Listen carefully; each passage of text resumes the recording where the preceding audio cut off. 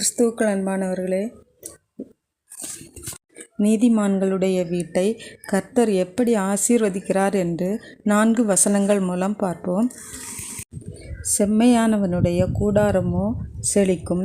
நீதிமொழிகள் அதிகாரம் 14 வசனம் 11. நீதிமான்களின் வீடு ஞானத்தினாலே கட்டப்பட்டு விவேகத்தினாலே நிலைநிறுத்தப்படும். அறிவினாலே அறைகளின் அருமையும் இனிமையுமான சகலவித பொருட்களும் நிறைந்திருக்கும். நீதிமொழிகள் அதிகாரம் 24 வசனம் 3, 4. மற்றும் நீதிமான்களுடைய கூடாரங்களில் இரட்சிப்பின் கம்பீர சத்தம் உண்டு. கர்த்தரின் வலதுகரம் பராக்கிரமம் செய்யும்.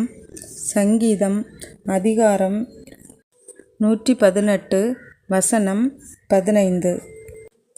நீதிமான்களின் அலங்கத்திற்குள்ளே சமாதானமும் அரண்மனைக்குள்ளே சுகமும் இருக்கும். சங்கீதம் அதிகாரம் 122 வசனம் 7. இந்த வசனங்கள் மூலமாக கர்த்தர் நம்மையும் நம் வீட்டையும் ஆசீர்வதிப்பாராக. ஆமேன். God bless you.